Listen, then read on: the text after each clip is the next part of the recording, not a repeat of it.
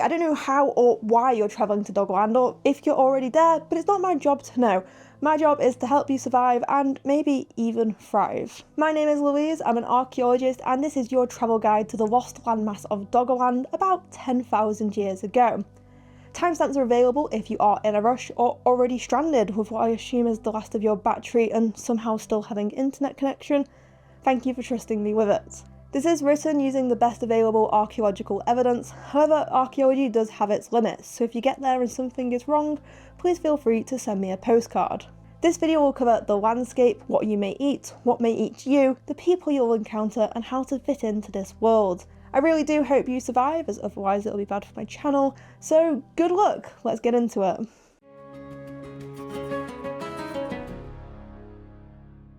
So you have arrived. Where you are standing now would in 2026 be the North Sea, but up to 7,000 years ago the North Sea didn't exist yet. You are standing on a massive stretch of lowlands spreading from modern day Norfolk and Kent all the way to the coasts of the Netherlands, Denmark and Germany. This is Doggerland, one of the richest environments of post-glacial Europe, inhabited by Mesolithic hunter-gatherers. We are visiting at its prime, roughly 12,000 to 10,000 years ago, but the Mesolithic period as a whole began about 12,000 years ago at the end of the last ice age and lasted until the beginning of farming, the date of which varies regionally, but this video is focusing on that lovely window to visit Doggerland. Let's begin with the landscape and most people's favourite holiday destination, the beach. There would have been lots of beaches in Doggerland, but the coastal also had lagoons, salt marshes and mudflats. But the coastline's going to look pretty different depending on when you arrive. During the early Holocene, sea levels rose by about 60 metres. This was caused by the melting of the northern hemisphere ice sheets, sometimes surging between 1 to 2 metres per century. Lagoons would become open bays, river mouths would become estuaries, and headlands would become islands. While direct evidence of coastal occupation from Doggerland itself is sparse, there's a lot of evidence for it from adjacent landmasses. So a good survival tip is when you arrive, head to the coast. You won't go hungry as it is really rich in resources. Moving inland, you'll see streams, rivers and sometimes lakes. There's heavily wooded valleys and gently sloping hills, but all in all quite a low terrain. Multiple major river systems cross the landscape and converge. In the centre of Doggerland would be a large freshwater basin fed by the River Thames from the east and the River Rhine from the west. This would have been one of the richest environments for hunting and fishing in post-glacial Europe. And a good survival tip is do not underestimate the rivers. Rivers are your roads, your landmarks and your food resource. And if you know where you are relative to the nearest river, you can probably work out where you are relative to the entire landscape.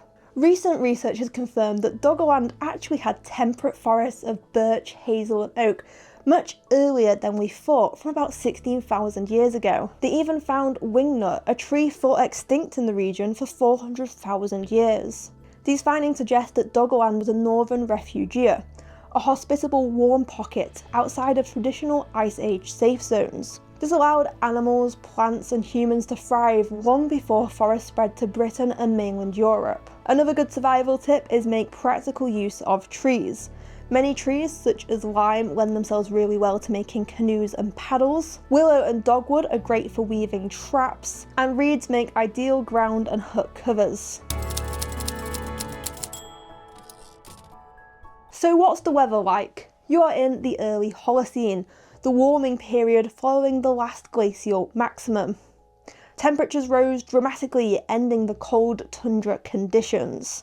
However, expect instability. Work from the Mesolithic site of Storegga found extreme cooling periods, where average temperatures dropped dramatically of about 3 degrees in a single decade. But the general feel, summer highs about 20 degrees with wet, cold winters. If you live in Britain today, you'll know exactly what I'm talking about, and it would feel broadly similar. So what's on the menu? Earlier inhabitants like woolly mammoth, woolly rhinoceros and reindeer are in retreat during the period we're covering in. You are lucky to be visiting one of the richest hunting and foraging environments of post-glacial Europe, However, none of it comes pre-packaged. So here is your menu for what will be an immersive dining experience in order of reliability by food type. Starting with large game. Red deer is going to be your Mesolithic staple. Aurochs are another good option. These are the ancestors of modern cows. They are very large and very dangerous, but definitely worth it if you can get one down. In the forested areas, you've got wild boars. If you get the opportunity, it's another good catch, but these also can be a little bit dangerous. Moving to the open plains, we've got some herd animals like elk, roe deer, and wild horses. These would probably require some group planning, so are probably on the more less likely side of the large game selection. Moving to small game, you've got things like hares, rabbits, and even hedgehogs.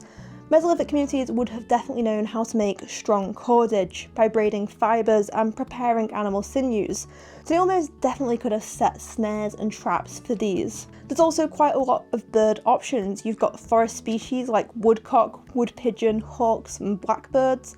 Then you've got the open water species like mallards, bittern, coot, and water rail. And then you've got the migratory birds like ducks, geese, and swans. If you're more of a seafood fan, don't worry, you are in luck. Mesolithic people used extensive fish traps. The rivers would have been rich in salmon and trout, but also perch, pike, bream, eel, and sturgeon could be on the menu. There's also a lot of other marine resources. You could hunt seals, there might be some beached whales, scavenge for shellfish and limpets, and there's any of the shorebirds' eggs. And finally, moving towards plants. These would all have to be foraged. Domestic plants don't exist yet. Hazelnuts are a staple of Mesolithic diets. Charred shells show up a lot in archaeological records. You could collect them in the autumn and store them over winter, and how well your winter's going to go is probably going to depend on how many hazelnuts you have collected. But there's some other forageable plant options. There's the seasonal berries, root vegetables, and water lily seeds and roots. So all in all, it's a very diverse diet. The Stone Age wasn't a meat-only world.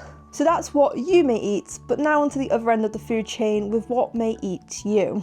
Cave lions, they're much larger than modern lions, but they're likely an earlier inhabitant, present to around 13,000 years ago. But if you arrive early on the timeline, maybe just keep a watch out on any open grasslands. Present throughout the forested areas are brown bears, but mostly avoidable if you're not between a mother and cub, near a food cache, or making poor decisions near the rivers in salmon season. Mostly avoidable.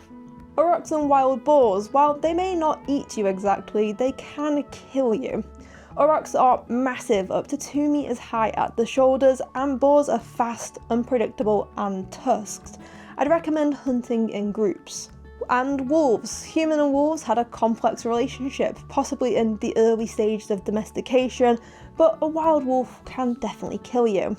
A really vital piece of information to remember is that in the Mesolithic world, animals are not just threats or food. Animals were deeply intertwined with spiritual beliefs. Every part of the animal was used as vital resources, and life was centred on their seasonal movements. After this video, be sure to check out one of my other ones on the Mesolithic. And if you're enjoying this style of video, the Time Traveller's Guide format, please let me know in the comments and like and subscribe for more. Now time to meet the locals. This guide is centering on around peak Doggerland, but if you dramatically overshoot on the timeline, the locals do change. If you're visiting between 40,000 to 70,000 BC, you are in the territory of Kryn, the oldest known Doggerland inhabitant. A piece of his skull was found off the coast of the Netherlands in 2001, and he was found to be a young, typical male Neanderthal. The landscape would have been more open and colder, but I have a full series coming soon on the Neanderthals. If you're visiting 12,000 years ago onwards, it's all Mesolithic Homo sapiens, but it's incredibly sparsely populated with small groups that are mobile and spread out. At this time, the whole of Britain may have only had a few tens of thousands of people in, so despite Doggerland having abundant resources, you definitely won't be bumping into people that often.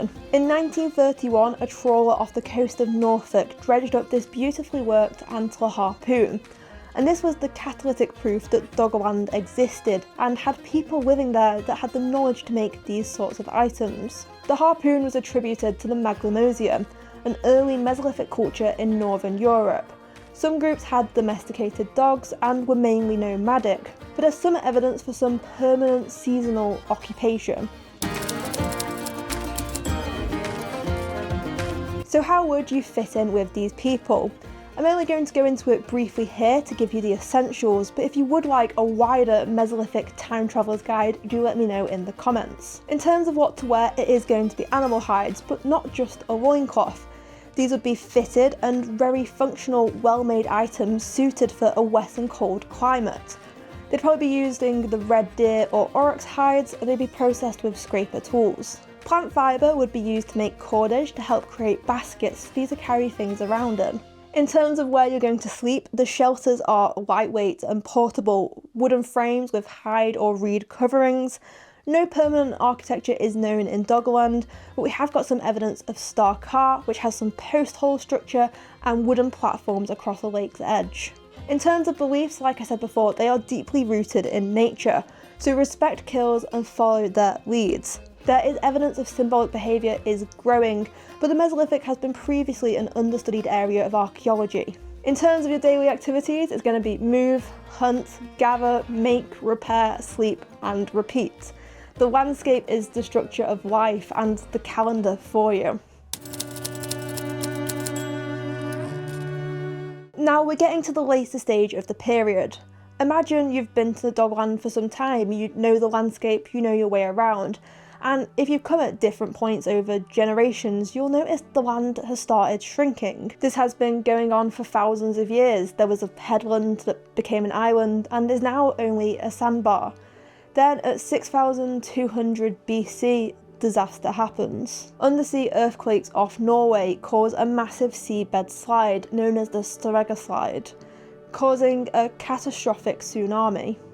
Off the Shetland Islands, waves reached up to 25 metres high, and sand deposits have been found 80 kilometres inland. For Mesolithic communities in the direct path of the wave, this would have been devastating. Some estimates suggest that up to a quarter of Britain's population may have been killed. Whether anyone was still in Doggerland at the moment of impact, or if rising sea levels had pushed populations inland, is unknown. Flood events like this leave massive impacts on living memory and mythology. It was previously suggested that this was the complete end for Doggerland. However, part survived as an archipelago for centuries. By 6500 BC, rising sea levels cut Britain off, making it an island. If your timeline indicator shows you are approaching anywhere near 6200 BC, especially if you're at a river mouth, on the coast or Doggerland itself, move inland and uphill and get the f*** out of there. This is what takes us to the end of the guide. By 5000 BC, Doggerbank is gone, and today, somewhere under 40 metres of water are camps, hazelnut shells, and the place where someone lost a harpoon. Comment what part of Doggerland you would like to explore the most, and like this video to let me know if you've enjoyed this style. I have another Time Traveller series coming out really soon that's turning the clock back even further, so be sure to subscribe so you don't miss it. Thank you for exploring the distant past with me. There's always more to uncover, so I will see you in the next video.